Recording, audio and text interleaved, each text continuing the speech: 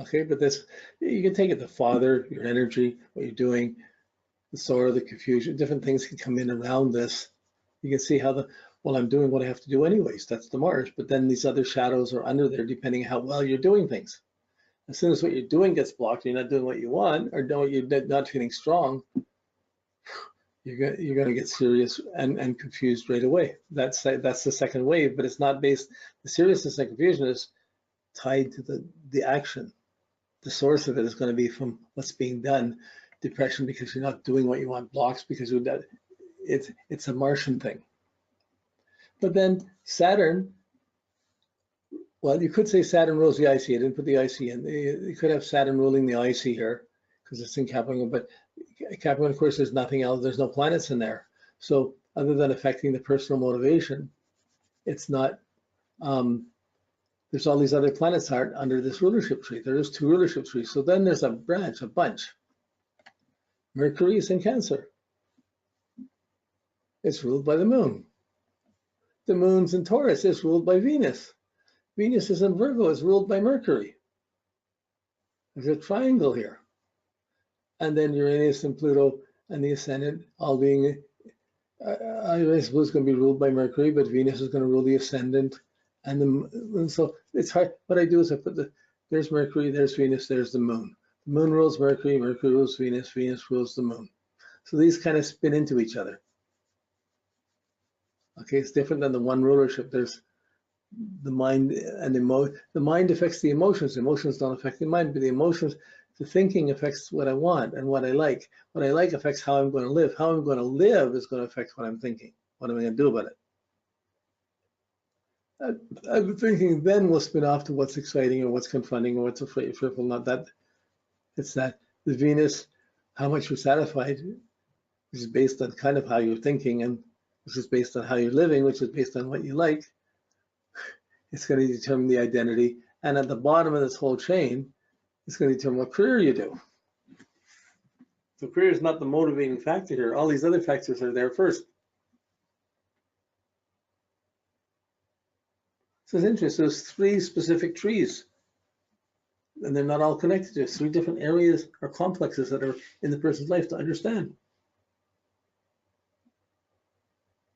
But by having the rulership, you see that, but between the Sun and Jupiter, between my confidence and my understanding what's right and wrong, my confidence I have to be confident, I have to be clear, I have to be noble to see to understand things properly.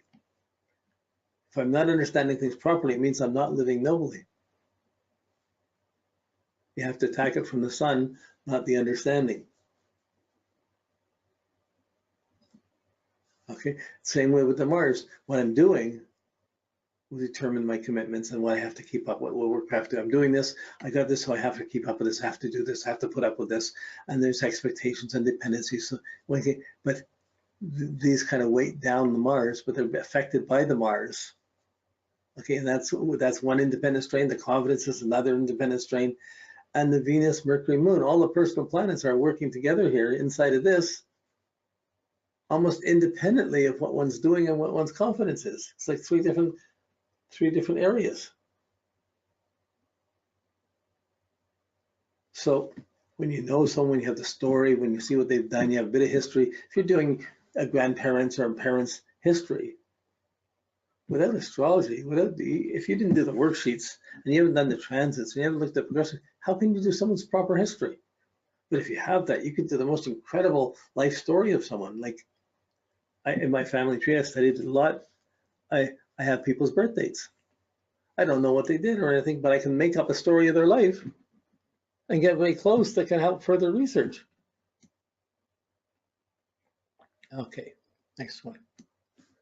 Okay, here's a chart, all kinds of squares. You look at the chart. You have to remember the aspects are the stress factors. We're getting to aspects in a few weeks, but the aspects are the stress factors that affect us. Regardless of what aspects are there, you're still having to be the planet and the sign in the house. And the stress factors, if you're reading on a high level or low level, those squares are still, those aspects will still be there. It's just a little bit of stress. It's normal to you. So that's, you don't solve the aspects, you solve the planet, each planet in the sign, each planet in the house it's in. And really in your spiritual evolution, you're supposed to evolve from the houses to refining the signs more, to elevating your natures and making the planets work on better more aligned with higher or more divine or celestial guidance.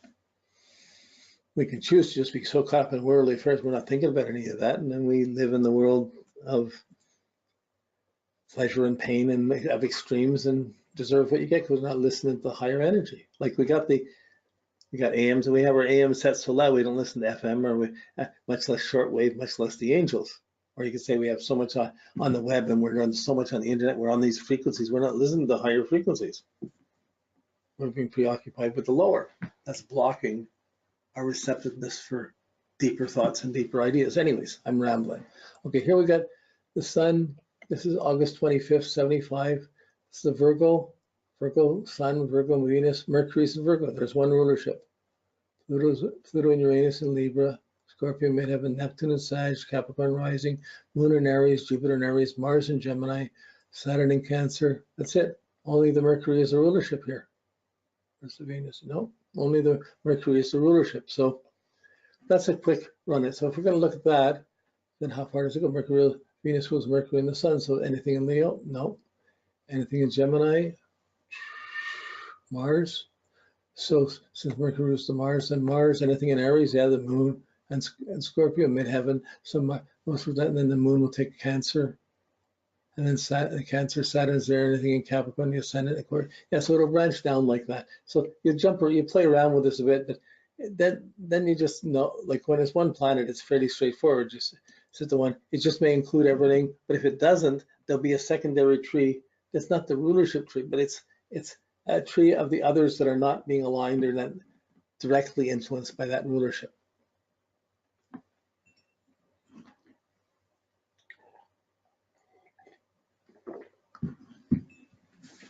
So many ways you can get insights out of a chart, but we're just going through a number of them, a few of them. They're just useful techniques. You may try, you may not use all, but every now and then it's useful to take a look at this, and it's good to know that you can do this and how it works.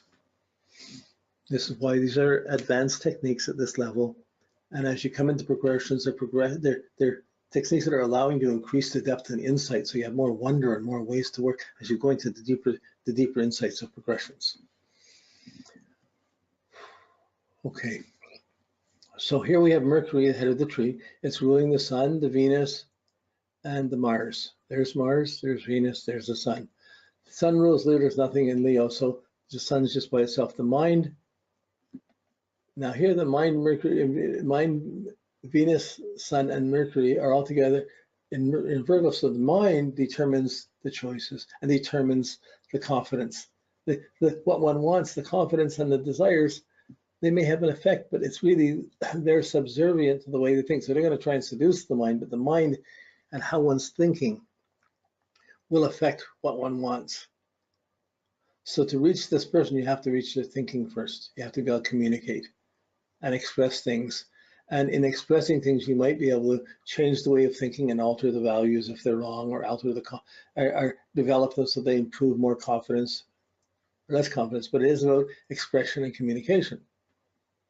These thinkings happen that Mercury's in the 8th house. This is the Sun, Venus in the 8th house with a lot of squares. So there's a lot of complications around family, early bringing, whether it was divorce or whether it was things where the parents weren't really that together, the finances weren't together, a lot of confusion and guilt around the difficulties in upbringing.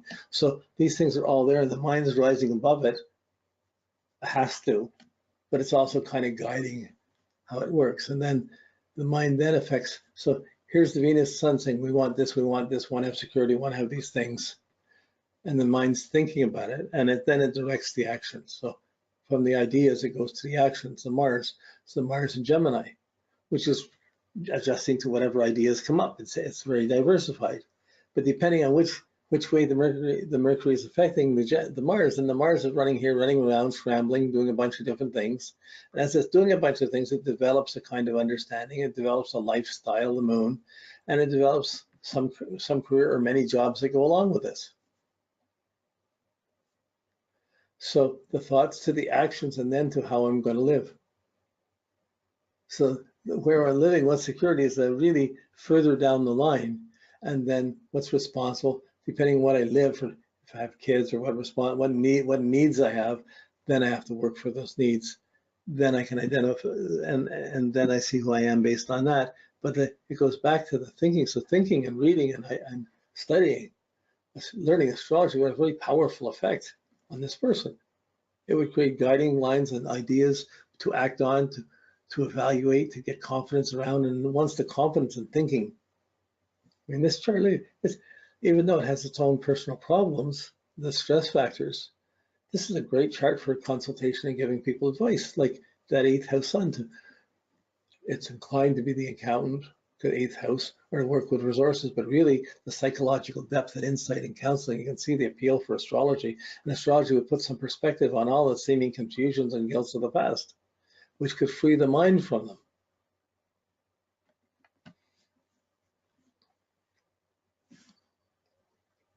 Okay, let's just keep going here.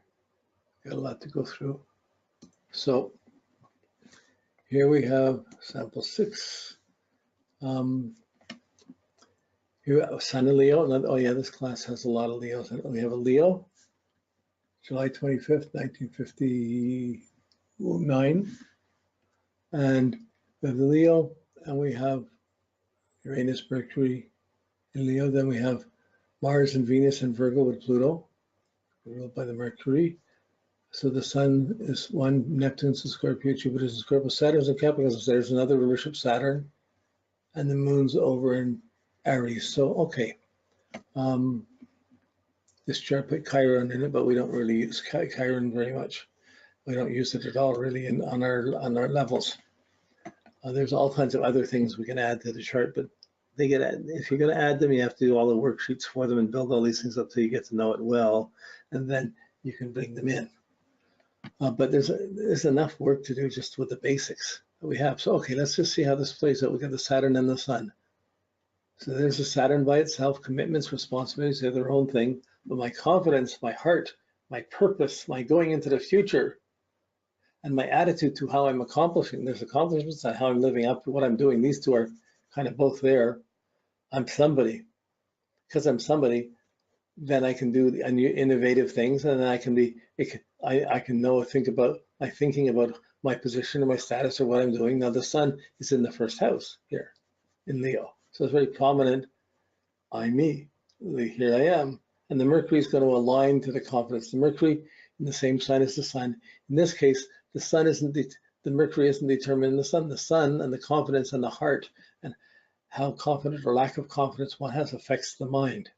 It affects the way one thinks. So if one's down, one's not feeling good, or when one's feeling insecure or got rejected in a relationship, how could a Sun and Leo ever get rejected? It doesn't compute. It's like the font saying he's sorry. It doesn't happen. So like this, the Sun guides the Mercury and sets the attitude for the Mercury, which then determines what's valuable, what's real, what can I do? The Venus, the Mars, and the Pluto. And once we decide what to do, then the Mars will determine how I have to live, how far I can take it, and how complicated, what expectations I have around it, and that will determine the career and the identity. So it's interesting, you don't fix the pieces, you have to fix the heart here. You have to have the confidence to be going somewhere, going into the future. If you're confident doing things, as soon as you're not going towards that, whoa, everything else starts not working as well as it should. So if someone's doing therapy over a period of time, it's important to see these alignments because you can see how you would break through, or what area, what frequency, dimension of consciousness to reach to have the maximum effect. You applaud somebody, you let them do something, you let them do, like this is someone, if they have a relation, they're going to do everything for the person. I'll do this for you, I'll do that for you, I'll do that for you, I feel good doing it for you, let me do it for you. What do you mean you don't want me to do it for you? So like instantly everything else would be hard if you don't want me to do it. What am I going to do? I'm not going to know what to do. It's going to go implode. But as soon as the confidence is up and I have the commitments, the work is there, but the home is far down on this tree, and the family and the mother and the home. So like, there's things to prove, and as long as she's moving to the future, or he or she is moving towards the future, and moving towards it, I'm going somewhere. Everything else will align.